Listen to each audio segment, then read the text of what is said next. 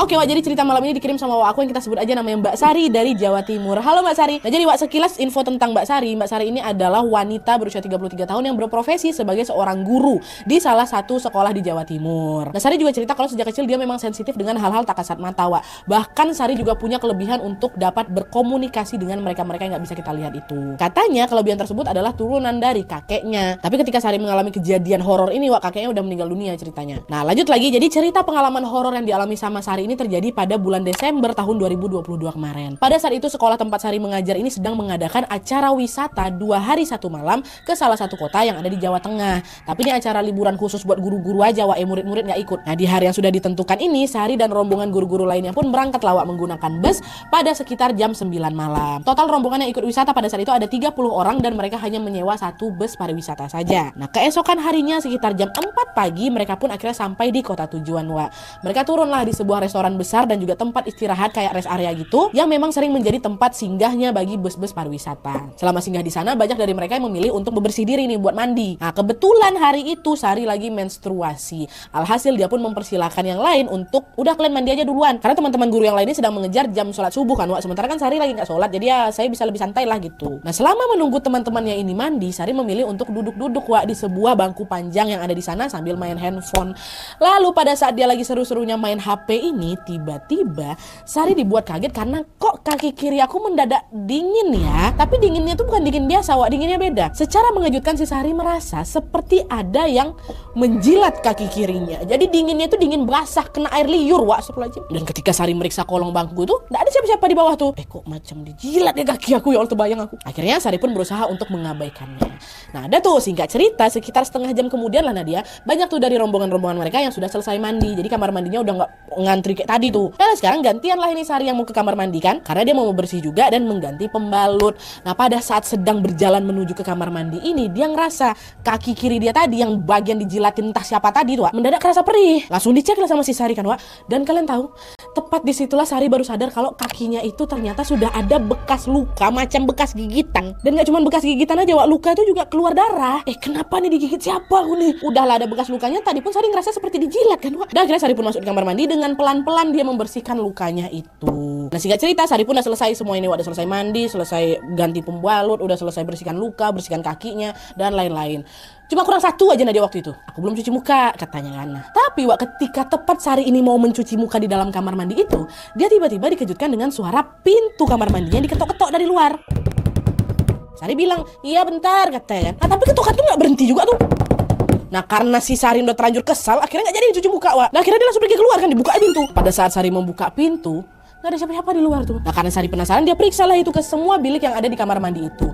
Nah ternyata semua bilik ini dalam keadaan kosong, gak ada orangnya. Cuman satu bilik yang ada di pojok aja Wak yang pintunya ketutup ya kan. Di situ si Sari mikir, oh orang tadi itu pasti masuk ke bilik pojok ini mungkin ya katanya kan. Dah lah tuh Sari memutar badan ini, ya kan mau bersiap pergi meninggalkan kamar mandi, kan udah selesai semuanya, cuman belum jadi cuci muka aja. Tapi Wak belum sempat Sari ini melangkahkan kakinya untuk meninggalkan kamar mandi, tiba-tiba dari dalam bilik pojok yang ketutup tadi tuh terdengar lah itu suara perempuan tua yang berkata, gimana?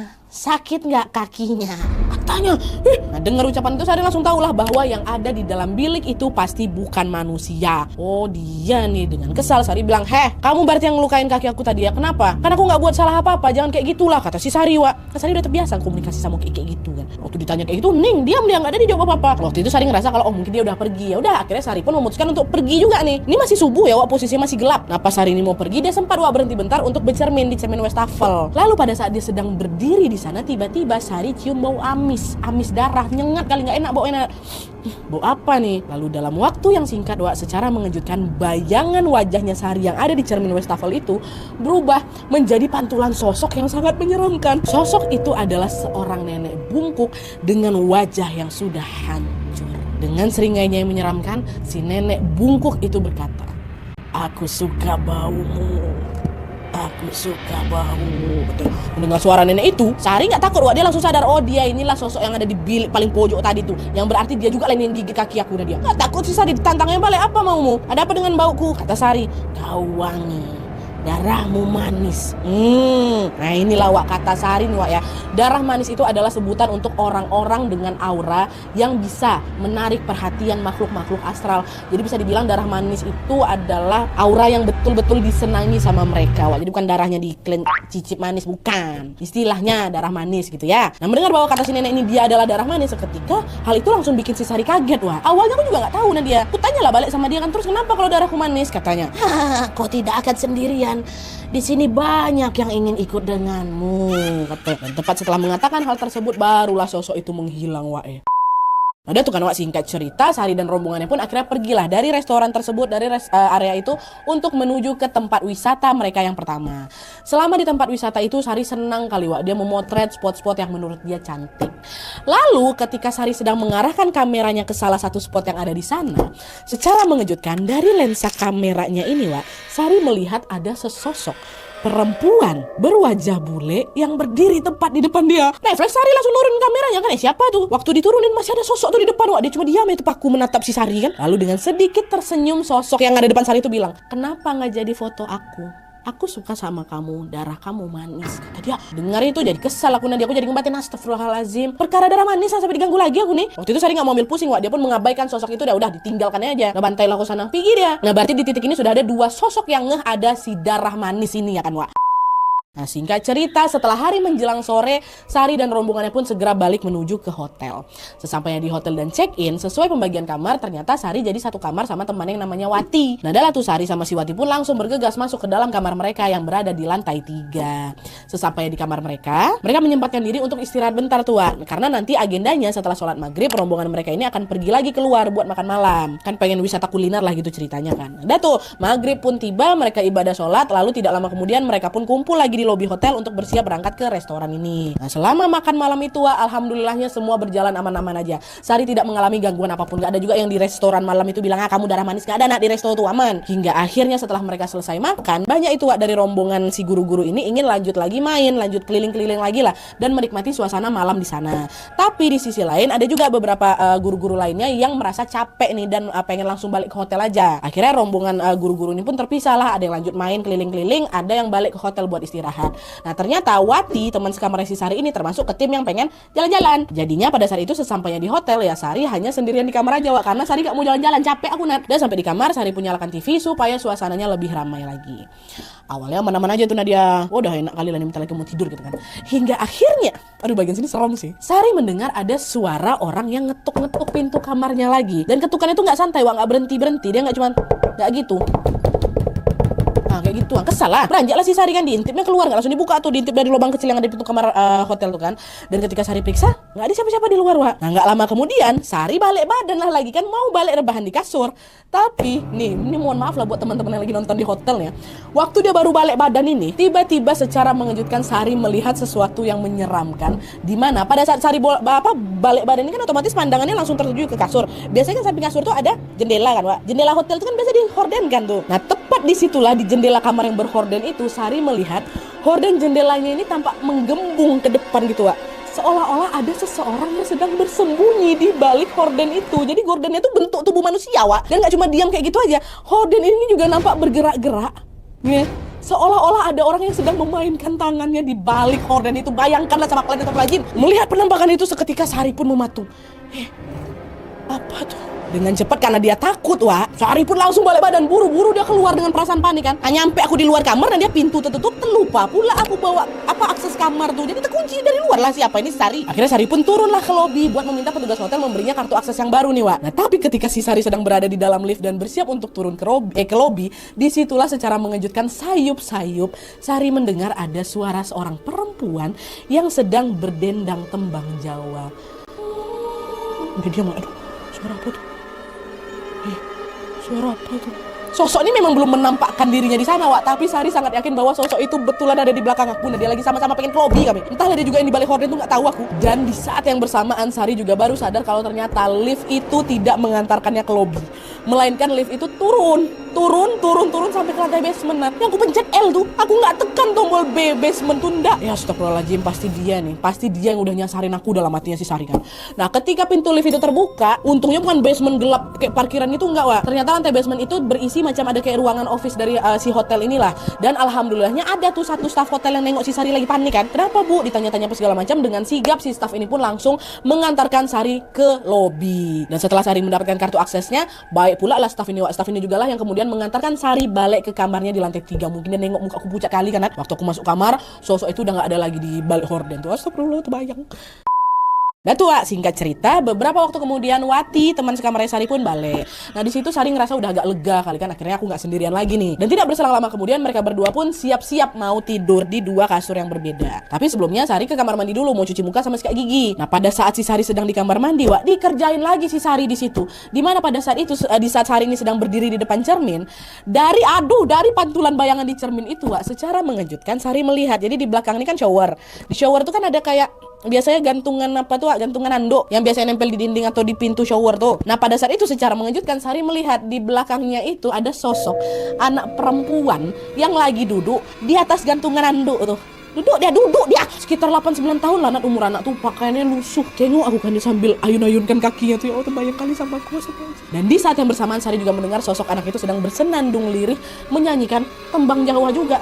Apa anak ini tadi di lift ya dalam hati aku, karena suaranya memang mirip dengan apa yang dia dengar di lift. Nah disitulah Sari ini langsung sadar kalau oh dia inilah yang udah bikin aku nyasar sampai ke basement tuh. Nah dia iseng dia ini memang. Nggak takut sih Sari ditatapnya balik ya kan. Ditanya sama Sari, kamu ngikutin aku dari tadi kan, kenapa? Katanya, aku mau main sama kamu wangi, darahmu manis. Dengar itu ngebatin lagi aku, ya Allah, perkara darah manis lagi kah ini? Sari udah mulai kesal di situ dengan segala urusan yang berkaitan sama darah manis itu. Karena apa? Hal ini yang membuat kegiatan wisata aku terganggu. Nah di tengah kekesalannya itu tiba-tiba si sosok anak kecil ini bilang lagi, tapi aku nggak ada niat jahat kok. Aku hanya ingin memperingati kamu untuk sebaiknya kamu segera pergi dari sini. Loh kenapa? Aku kesini lagi liburan kok, enak aja aku suruh aku pergi-pergi. Ada satu sosok di sini yang pengen bawa kamu pergi ke alamnya. Jadi kamu sebaiknya pulang sebelum terlambat. Oh alamnya apa nih, sana enak ada ngomong kayak gitu Nat. Tapi berdebar juga jantung aku tuh Nadia.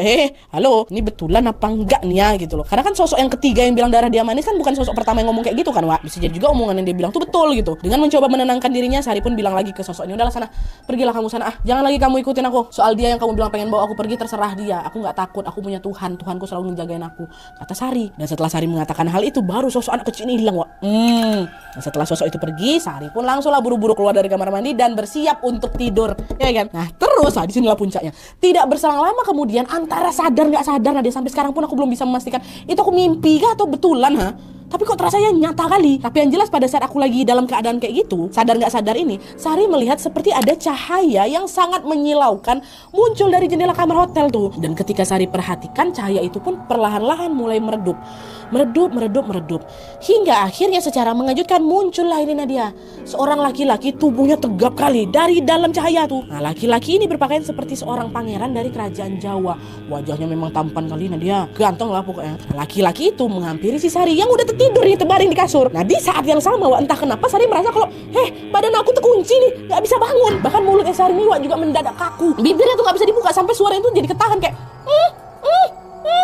kayak gitu Dan tidak lama kemudian laki-laki tadi pun sudah berada tepat di samping aku. Tersenyum dia bilang, kamu harus ikut denganku ya, kamu adalah wanita pilihanku, kerajaanku ada di sana. Itu tunjuknya horden gambar, mana kerajaanku horden. Lalu tiba-tiba horden itu macam tersibak gitu, zret gitu kan. Tampaklah itu pemandangan bukit rimbun yang ada di luar sana. Bergetar si Sari nengok itu. Ini aku mimpi nih. Mimpi aku nih, nggak mungkin horden terbuka ada hutan rimba di balik itu kan, nggak mimpi aku tapi kok nyata kali. Nggak sampai di situ aja si laki-laki ini tiba-tiba mengangkat salah satu tangannya dan mau menyentuh kepalanya si Sari, jadi kayak mau diginiinnya. Refleks di situ Sari tuh kayak ngindar, jangan kau pegang palaku dalam hati ya kan. Sari berkali-kali menjauhi tangan si laki-laki itu hingga laki-laki ini pun jadi nek pita, marah dia. Nampak aku dan melotot di arahku. Lalu dengan suaranya yang nyaring, dia si laki-laki ini bentak Sari, kau itu pengantinku, kau harus tinggal bersamaku, katanya. Mendengar ucapan itu Sari geleng-geleng kepala, nggak mau aku. Dia terus baca doa dalam hati kan, tapi masih belum bisa terbuka nih mulutnya, katanya gitu. Sari berharap semoga mimpi buruk ini segera berakhir.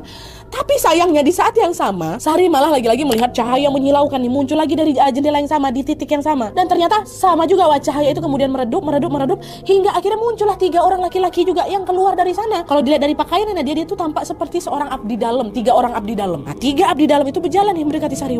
Lalu tiba-tiba 2 di antara mereka langsung pegang kaki aku. Satu bagian kaki, satu bagian perut aku. Makin nggak bisa gerak lagi si Sari di situ. Macam ditahan gitu kan badannya si Sari. Terus baru yang laki-laki yang angkat tangan tadi tuh langsung langsung segera menyentuh kepala Sari, tersentuh sama dia. Dan di momen ketika tangannya nyentuh kepala aku Nadia, di momen itulah Sari merasa tubuhnya semakin lemah. Dan entah kenapa perasaan aku juga jadi mulai goyah Nadia. Sempat terpikir sama aku, pokoknya gak enak kali itu perasaannya. Apa aku ikut aja ya? Aku udah terpikir kayak gitu Nat, kata Sari Wak. Nah untungnya tidak lama kemudian secara mengejutkan muncul lagi satu sosok lain yang ada di kamar Sari. Tapi Sari yang kondisinya udah gak karu-karuan ini gak bisa melihat dengan jelas nih tentang siapa sosok yang datang, yang baru aja datang barusan nih. Yang pasti kemunculan sosok itu seketika membuat laki-laki dan juga ketiga abdi dalam itu langsung melepaskan tangan mereka dari tubuh Sari. Entah apa yang terjadi berikutnya Nadia ya. Yang Sari ingat adalah sosok yang baru datang itu tiba-tiba mendekati Sari dan berkata, "Dok, bangun, buka matamu, cepat kamu pulang. Buka matamu, tempatmu bukan di sini," kata si sosok ini. Dan suara itu langsung bikin hati Sari bergetar. Waduh, pengen nangis aku. Kenapa? Karena Sari sangat tahu dan hafal betul bahwa pemilik suara itu tidak lain dan tidak bukan adalah orang terdekatnya yang sangat-sangat Sari kenal. Bisa kalian tebak siapa? Sosok kakeknya Sari yang sudah meninggal. Keturunannya Sari yang nurunin dia bisa nengok kayak gitu loh. Dan waktu aku buka mataku kan di situ bisa aku tengok sosok kakekku Nadia. Atau laki-laki sama abdi dalamnya masih ada di situ, Sar? Aku tanyakan. Gak ada, hilang. Tak kemana dia? Tapi yang jelas pada saat itu juga tiba-tiba Sari ini merasa seperti ada aliran energi yang menjalar dari kakinya. Lalu dalam waktu singkat seluruh badannya Sari ini terasa macam tersedot sama sesuatu. Waktu dia buka mata nengok kakek itu dia masih dalam alam sana tuh, entah yang mimpi entah enggak tuh. Dan ketika Sari membuka mata untuk kedua kalinya, dia pun langsung dibuat kaget karena ternyata dia terbangun di dalam kamarnya Hasan, salah satu rekan sesama gurunya si Sari. Udah gak di kamarnya lagi dia. Dan pada saat itu juga Sari gak sendirian, dia terbangun dalam keadaan dikelilingi oleh banyak guru-guru lainnya, termasuk Wati juga yang menatap Sari dengan tatapan khawatir. Melihat Sari yang akhirnya sadar, Wati dan beberapa temannya pun langsung nanya lah kan, "Ya Allah Sari, sampean kayak kenapa? Baca doa Sari, ingatlah baca doa," katanya. Dan selang beberapa lama kemudian kesadaran Sari pun betul-betul pulih kembali nih Wak. Nah disitulah akhirnya Sari pun menceritakan tentang semua yang dia alami tadi, tentang mimpinya tadi itu pun dia ceritakan. Setelah menyimak cerita dari Sari, seketika Wati, kawan sekamar yang tidur sebelah dia tuh langsung bilang gini, alah Sar, pantes aja tadi tuh aku kebangun dan melihat kamu lagi geleng-gelengin kepala sambil teriak-teriak. Tapi anehnya kamu tuh masih dalam keadaan tidur dan suaramu juga ketahan. Jadi betul teriak itu kayak kayak gitu. Itu ditengok juga sama si Wati. Aku udah bangunin kamu berkali-kali tapi kamu gak bangun juga. Akhirnya udahlah aku telepon Pak Hasan. Karena memang Pak Hasan ini ngerti Wak sama hal-hal mistis kayak gitu. Nah pas Pak Hasan masuk ke dalam kamar kita, katanya udah gak enak kali situasi di sini, hawanya gak enak. Itulah kenapa akhirnya kami semua bawa kamu pindah ke kamar ya Pak Hasan. Nah setelah Wati mengatakan hal itu, sekarang gantian nih Pak Hasan yang cerita nih kan Wak. Dimana pada saat itu Pak Hasan ini bilang, "Mbak Sari, saya tuh udah tahu dari kemarin emang banyak kali sosok yang ngikutin kamu. Di resto ada, waktu kita foto-foto tuh ada juga kan. Nah sampai ke hotel saya ngeliat banyak yang ngikutin kamu Mbak. Sebenarnya saya udah punya feeling gak enak, apalagi waktu saya melihat ada sosok laki-laki yang sedang mondar-mandir di depan kamarnya Mbak Sari. Tadinya saya pikir laki-laki itu datang cuma pengen kasih tahu kalau ya udah darah kamu manis aja gitu kan. Makanya dari kemarin saya coba bantu doa dan memagari kamar kamu supaya lebih aman. Ternyata saya nggak nyangka Mbak kalau ternyata laki-laki itu akan menyerang Mbak Sari lewat mimpi." Kok tahu Pak Hasan soal itu ya? Sari berusaha mencerna tuh semua informasi yang baru saja dia dengar dari Pak Hasan tadi. Tapi namanya juga baru aja ngalamin kejadian yang tidak terduga kan. Rasa-rasanya pada saat itu adalah masih pusing kali aku, masih ketakutan kali aku tuh. Sempat kuyakan tuh pergi aku sama orang tuh kalau entah kemana tuh, balik horden hotel tuh. Akhirnya pada malam itu teman-teman sesama gurunya yang perempuan sepakat untuk tidur ramai-ramai di sana sambil menemani Sari. Sedangkan guru-guru yang laki-laki juga tidur di kamar sebelahnya untuk jaga-jaga kalau terjadi apa-apa lagi. Halah. Udah tuh singkat cerita malam itu Sari pun tidur dan alhamdulillahnya malam itu semua berjalan aman tanpa gangguan. Besok paginya ketika Sari terbangun, dia dan semua teman-temannya sesama guru ini pun langsung kembali ke kamar masing-masing untuk beres-beres. Karena apa? Karena di hari itu kami mau balik lagi ke Jawa Timur. Kan dari kamar Pak Hasan tuh udah bubar lah nih ke kamar masing-masing kan. Nah awalnya Sari merasa kalau semua gangguan yang udah aku alamin tadi tuh dia udah selesai lah, karena aku juga udah kayak dibersihkan lah sama Pak Hasan. Itulah kenapa aku santai-santai aja tuh balik ke kamar nih. Kok sendiri dia Wati mana? Wati lagi sarapan di restoran. Nah terus saat Sari membuka pintu kamar ya tiba-tiba di situ jantung aku mau copot woy. Karena disitulah lagi-lagi Sari bertemu dengan sosok laki-laki yang datang ke mimpinya tadi malam Wak. Ini gak di mimpi nih. Ini aku baru bangun nih kan, masuk kamar aku ada di depan aku nih. Tapi sosok tuh gak marah Wak, dia tersenyum gitu. Nah dia nengok aku, gak bergerak hati aku, gak luluh hati aku disenyumin sama dia kayak gitu. Nah tapi sosok ini gak mendekat Wak, dia tetap berdiri di tempatnya, gak bergerak sama sekali seolah sedang menjaga jarak sama si Sari. Nah barulah di situ aku bilang, "Kau mau apa lagi? Udah pergilah ke sana ha?" Dengan lembut si laki-laki itu bilang, "Aku hanya ingin melihatmu sebelum aku harus melepasmu kembali. Kau harus ingat, kau itu pasanganku." Ngaco, aku bukan pasangan kau. Dah lah, balik aja lah ke alammu, jangan ganggu aku lagi. Kita beda alam, gak mungkin. Dah, sana pergi. Memang seketus itu Mbak Sari. Dan dengan ucapan Sari kayak gitu, sosok laki-laki itu pun gak marah. Dia malah menghilang gitu aja. Enggak, dia hilang, aku buru-buru buru-buru langsung beresin barang bawaan aku, udah mau check out kami. Dan setelah selesai, Sari pun segera turun ke lobi hotel untuk bergabung dengan rombongan yang lain. Lalu singkat cerita, beberapa saat kemudian rombongan mereka pun udah naik ke dalam bus nih, mau balik kan ke Jawa Timur. Nah, ketika bus itu bergerak keluar dari area hotel, tanpa sengaja Sari sempat menoleh ke area jendela lantai 3 itu, Wak. Dan ternyata tepat di situlah Sari melihat sosok laki-laki yang tadi tuh masih berdiri dari situ, Wak. Tatapnya aku nampak dia macam tersenyum gitu, Nat. Nengok itu Sari pun langsung buru-buru mengalihkan pandangannya. Pada saat itu rasanya Sari ini cuma pengen cepat-cepat sampai rumah aja dan beristirahat dengan nyaman. Tak taluk-taluk ganteng yang do takui dan ini bahasa Minang. Apa ya tak taluk-taluknya? Ya ngerti lah kalian. Mau ganteng pun kau kalau aku dibawa alam sana nggak mau aku. Nah itu intinya. Dalam hatinya Sari juga berdoa semoga semua gangguan yang dia alami selama liburan itu tidak pernah terjadi lagi.